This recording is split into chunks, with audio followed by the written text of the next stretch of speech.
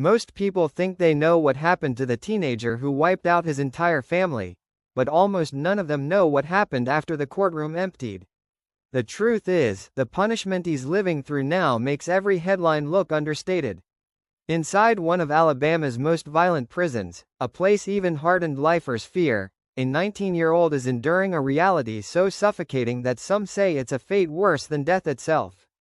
What he faces behind those walls isn't a story the public was told. It's far darker, far quieter, and built to last every single day of the rest of his life. And once you hear what actually goes on in the place he now calls home, you may rethink everything you thought you understood about justice, consequence, and what it truly means to never walk free again. But before we get to the part that changed everything, you need to know how a boy from a small Alabama town was reshaped, piece by piece, into someone the state decided could never return to the world outside. When the judge finished speaking and the courtroom doors finally closed, Mason's fate no longer depended on evidence or arguments. In that instant, the question of why he did what he did stopped mattering. The only thing the system cared about now was where to put him. And that's where something subtle happened, something most people never heard about. While reporters focused on the sentence, the correctional system was making a decision that would quietly shape every remaining year of his life. A decision based on risk, reputation, and the kind of danger that follows someone the moment they enter a prison yard. Because once his file was opened, the picture was impossible to ignore. A teenager tied to one of the most infamous cases Alabama had seen in years, heading into a system already drowning in violence. On paper, he looked like someone who couldn't be placed anywhere except the state's harshest facility. But to understand why that choice was made, and why escape, even through death, was never an option, you have to go back to the beginning, long before the prison gates slammed shut behind him. Long before his name appeared in court documents, Mason was growing up in a life that never stood still. His earliest memories were shaped by a home that kept breaking apart and reforming, parents separating, custody disputes, and a constant shuffle between new places and new rules. Stability was something other kids had. He didn't. When his biological mother passed away, the world he knew collapsed again. His father tried to rebuild a family from the pieces left behind, eventually marrying a woman who stepped into the role of raising him. From the outside, it looked like a fresh start, a working dad, a teacher for a stepmom, and a set of younger siblings who filled the house with the usual noise of everyday life. But inside that home, the balance was fragile. Arguments surfaced, small tensions grew, and the gap between Mason and the rest of the family widened a little more each year. Then came the revelation that cracked whatever trust remained, learning that the woman who had raised him wasn't his biological mother. It didn't create all his problems, but it added confusion and resentment to a life already stretched thin. Still, nothing about his childhood pointed clearly to what would eventually happen. The signs were scattered, subtle, easy to overlook. But they were there, and they were beginning to darken. As the years passed, Mason's behavior started slipping into a territory that didn't look like normal teenage anger anymore. What began as friction inside the home gradually shifted into actions that carried a colder edge, quiet moments that hinted at something much darker forming beneath the surface. One of the earliest signs involved the woman who had taken on the role of raising him. She had a severe allergy everyone in the house knew about, yet Mason slipped peanut butter into her coffee, a small act on the outside, but calculated enough to leave the family uneasy once they realized what had happened. At the time, it was dismissed as a disturbing mistake. Later, it became impossible to ignore. Other incidents followed, each one revealing a growing disconnect from the people around him. Relatives remembered how he hurt animals, a behavior that often signals deeper emotional fractures. He stole from his family, broke into his school, and pushed further past boundaries with every new stunt.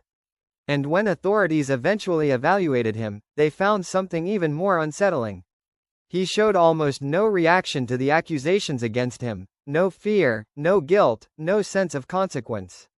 In private messages, he bragged about handling firearms and even talked about wanting to become a contract killer, shaping an identity built on danger instead of remorse.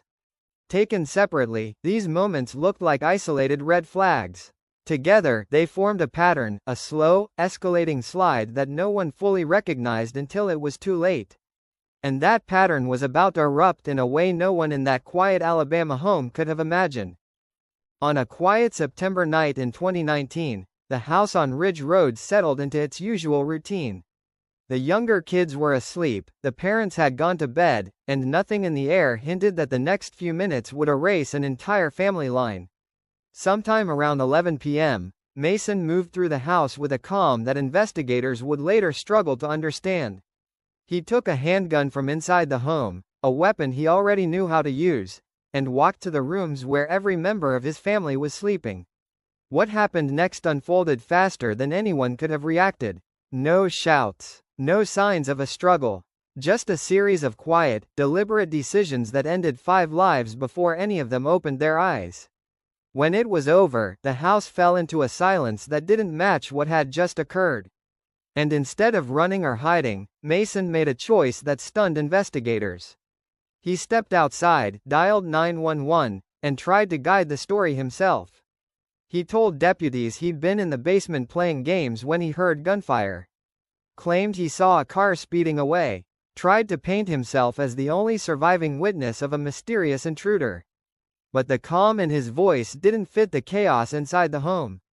Officers noticed it instantly. Within minutes, small inconsistencies in his story started stacking up.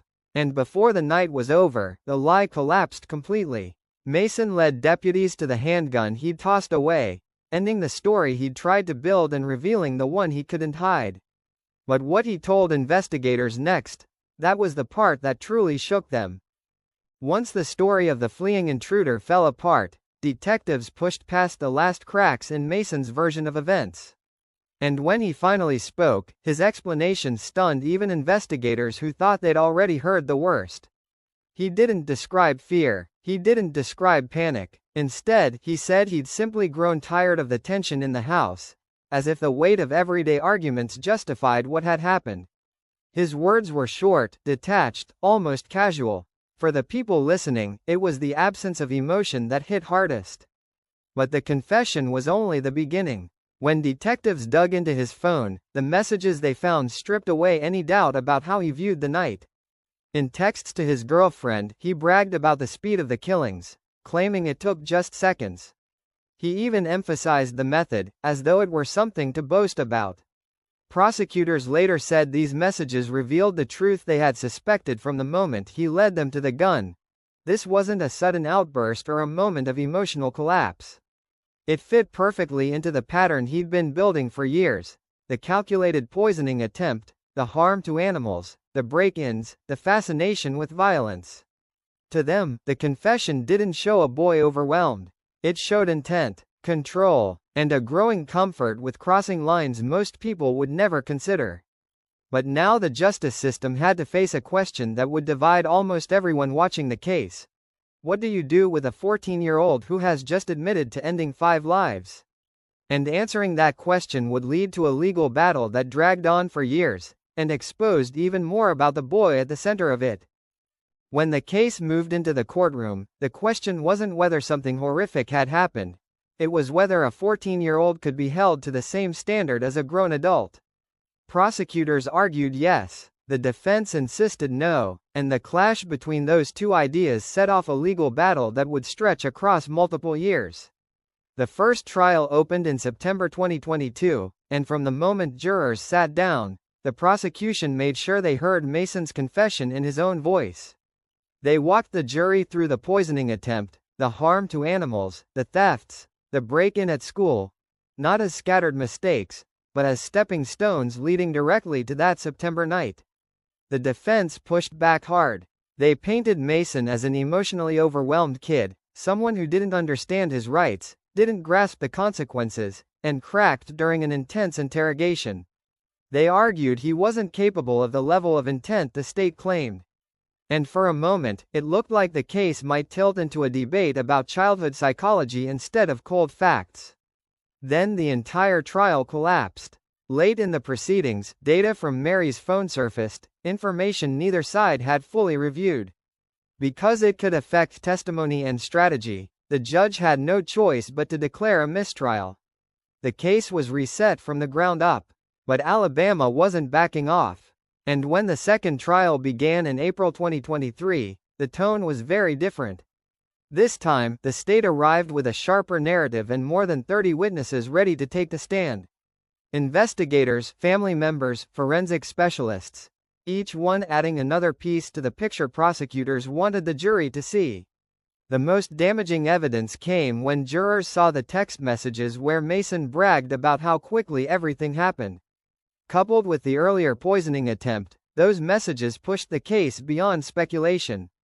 They suggested planning, escalation, purpose. When the jury finally left to deliberate, the outcome didn't take long. Within just a couple of hours, they returned with a unanimous verdict: guilty on multiple counts of capital murder.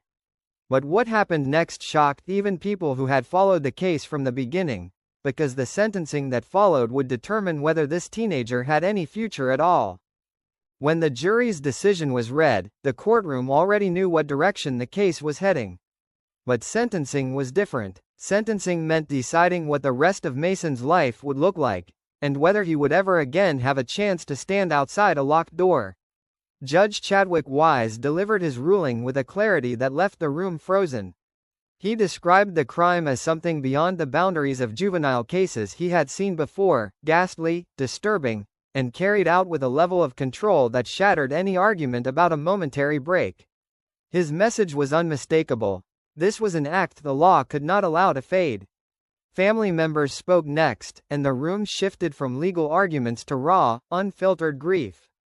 Mary's brother stepped forward, reminding everyone that Mason wasn't just the defendant. He had once been part of the same family he destroyed. Their photos, their memories, their lives had included him. Now all of it existed only in past tense. Through all of it, Mason sat still. No apology, no explanation, no sign of the weight surrounding him. Then came the decision that ended any remaining uncertainty. Because he had been 14 at the time of the killings, the death penalty wasn't an option. But life without parole was. And that was the sentence the judge imposed: 5 counts, each one ensuring that he would never step outside a prison fence again. No second chance, no review decades later, no path home. But the real punishment didn't begin in that courtroom.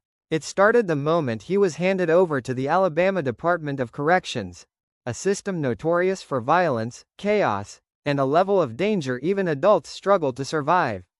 And within hours, the state would decide exactly where this teenager would spend the rest of his life. When Mason left the courthouse, he wasn't heading to a typical state prison. Alabama officials had already made their choice. His age didn't shield him. His notoriety didn't buy him any caution. On paper, he looked like the kind of inmate the system couldn't risk placing anywhere but its toughest facility, Donaldson Correctional. Donaldson is where the state sends men serving its longest, harshest sentences. Lifers, repeat offenders, people with reputations built on decades inside razor wire fences. For years, federal investigators have documented everything wrong with Alabama's prisons, but Donaldson is the one that keeps appearing in reports: extreme violence, chronic understaffing, and an environment where danger can erupt without warning. New arrivals learn fast that survival isn't guaranteed here. Lockdowns are common because there simply aren't enough officers to manage the population. Entire dorms get sealed for days. Meals arrive late, if at all. Movement is restricted to narrow windows controlled by whatever staff are available that day. And then there's the inmate hierarchy, an unofficial system where age, reputation, and the nature of your conviction decide how you're treated. Younger inmates, especially those linked to cases like Mason's, rarely enter unseen. Word spreads fast in prison, and the details of his case were public long before he ever stepped through Donaldson's gates. Overcrowding makes everything worse. Cells built for fewer people now hold more than they were meant to. Tensions simmer constantly. Officers can't respond quickly when conflict sparks. Inmates know this, and some take advantage of it. For Mason, stepping into this environment at 19 meant facing a world built for men twice his age, most of whom have spent years learning how to navigate danger. Nothing about his past prepared him for that. And in Donaldson, the only real rule is simple: you either adapt, or you disappear into the system's darkest corners.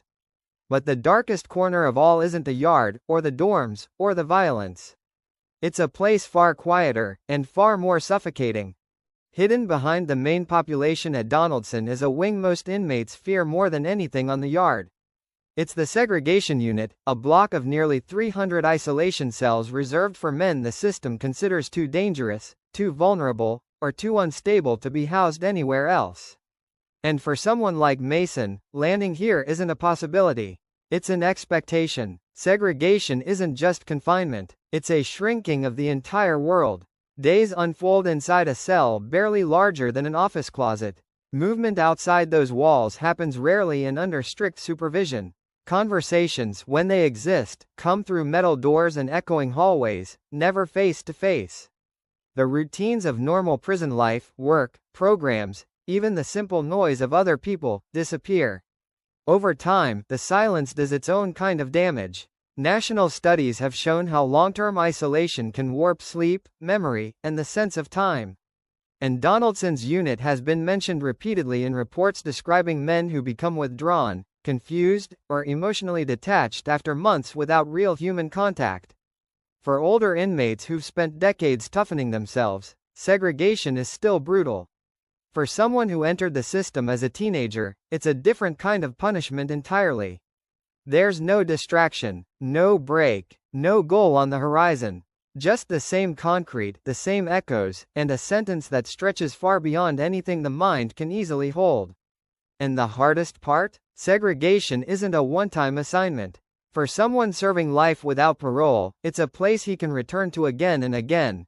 Whenever the prison decides he's at risk, or whenever the chaos of the yard becomes too volatile. There's no finish line to work toward. No release date to push through the darkness for.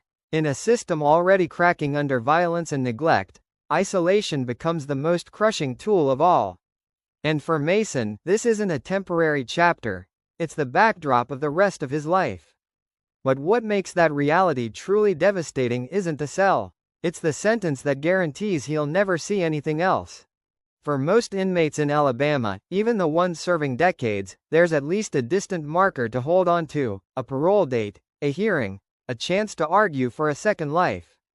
But for Mason, that door is sealed forever. His sentence isn't long, it's endless. Life without parole means exactly what it sounds like. Every sunrise, every lockdown, every year spent aging inside concrete walls will happen in the same place. There's no point in the future where anything changes. No moment where he gets to stand before a board and ask for another chance. His story was locked into place the same day the judge read his sentence. Inside Donaldson, that kind of finality becomes its own kind of punishment. Time doesn't move the way it does on the outside. Days blend, years vanish, the people around you change, disappear, or grow old, while the environment stays exactly the same.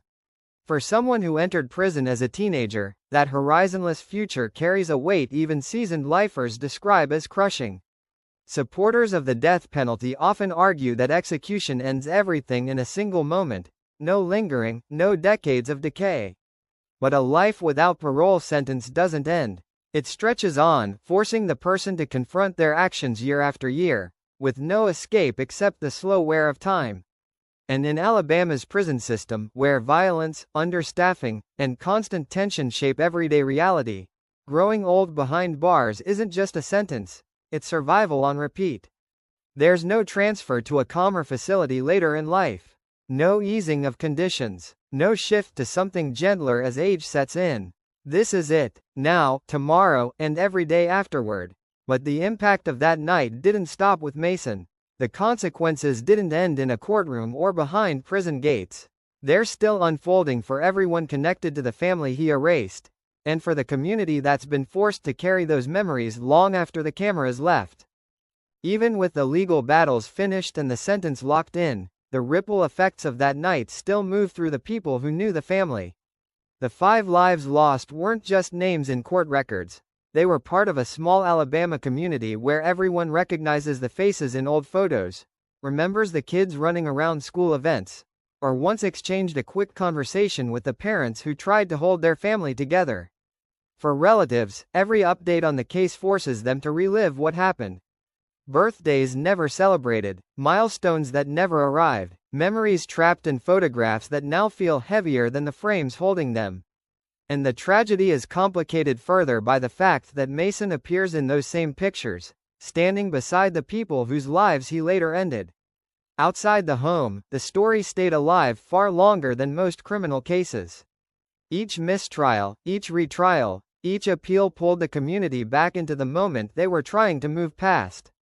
What happened on Ridge Road became more than a headline, it became a point of grief that never fully left the town. Inside Donaldson, that visibility follows Mason everywhere. In a place where reputation can mean survival, anonymity is impossible for someone tied to a case this widely known. Officers know who he is. Inmates know who he is. His name, his age at the time, and the details of the case travel through the prison faster than any official paperwork. And unlike most stories that fade with time, this one continues to define him, not just legally, but socially, emotionally, and psychologically. It shadows every interaction he has, every housing decision the prison makes, every day he spends behind bars. But the final question isn't about the past.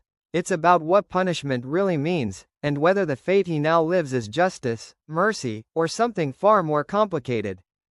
After everything, the trials, the appeals, the headlines that never seem to stop, one reality remains unchanging.